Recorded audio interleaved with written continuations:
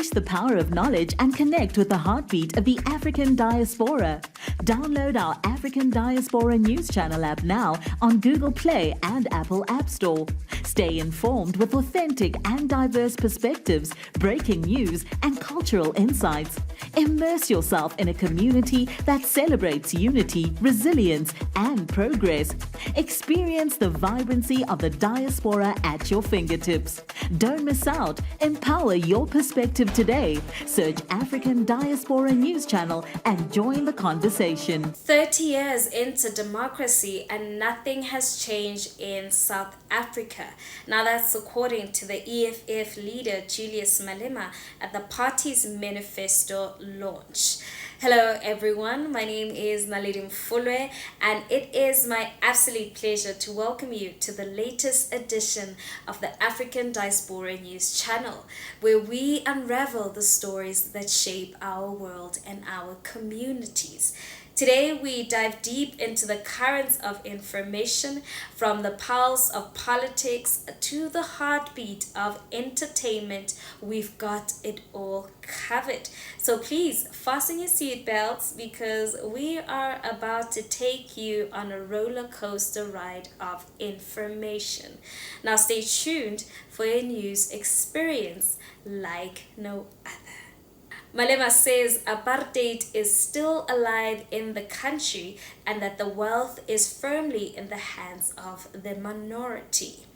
In a bold and electrifying move, South Africa's third largest political party, the Economic Freedom Fighters, has kicked off its election campaign by defiantly rejecting the very premise of the post-apartheid democratic dispensation.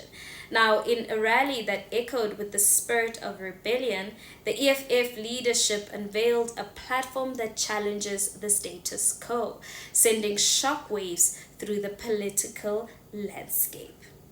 Let's take a look. Onwards, we are going to stop at the Union Building. I present to you the People Manifesto of the EFF. This is the weapon that will be used against the enemy of our revolution.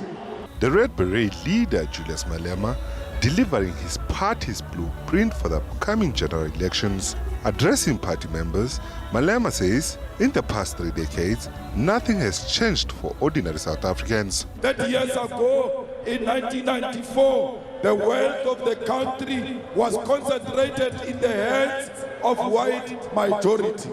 30 years later, the wealth of South Africa is still in the hands of the white minority.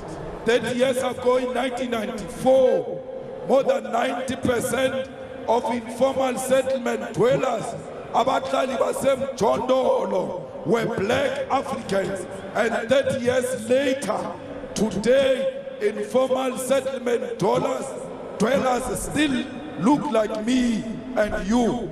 There are no white people in informal settlement. The EFF leader vowed to increase, amongst others, the social grants to 4,180 rands monthly, while the party will also introduce graduate funds. Comrades, we are going to increase social grants. We want Abu Gogo and Abu Mkulu to get 4,180 per month. We want veterans to get 4,220 per month. We want child support grant to be increased to 1,200 per month. We want disability, care dependency, and foster care increased. The EFF will introduce a graduate fund. Anyone who gets matric and can't get a job will get 1,000 rand. Anyone who gets a degree, can't get a job, will get 3,000 rand. Anyone who gets an honors without a job will get 4,000 rand. Malema also vowed that it will only take his party 6 months to end load shedding and 9 million jobs while at it. EFF is going to create 9 million jobs through stopping load shedding, because we believe that through industrialization we can create jobs, but we cannot industrialize if we still have load shedding. On education, the party still stands by its position that education will be a reality under the EFF. Malema urged South Africans to give the EFF a chance, as the party has not been given a clear chance to prove itself. We are not part of the 1994 elite pact. We are not part of CODESA. We don't owe the Boers anything. We never went to CODESA with the Boers. We are a new generation with our own challenges. And therefore, when we say now, we must not apologize, because we never promised white people that we'll never take the land.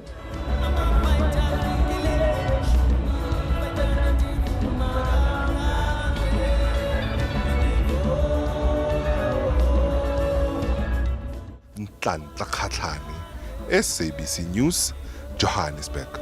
Now, Julius Malema came as South Africa marks 3 decades since the end of apartheid, a historic moment that promised a new era of equality and justice.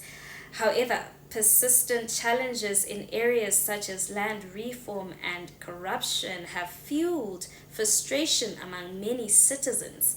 EFF leader passionately articulated their vision for a South Africa unshackled from lingering shadows of its apartheid past. Their rejection of the current democratic order is a daring departure from conventional political narratives, signaling a call for a reimagining of the nation's future.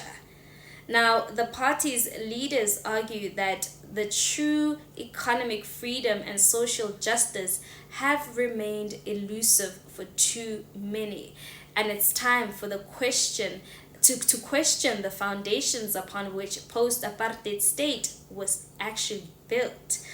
The EFF challenges voters to reconsider the very essence of democracy, daring them to envision a South Africa where economic emancipation and equality aren't mere aspirations but tangible realities. As the nation braces itself for a charged election season, the economic freedom fighters have set the stage for a political showdown that promises to redefine South Africa's democratic discourse.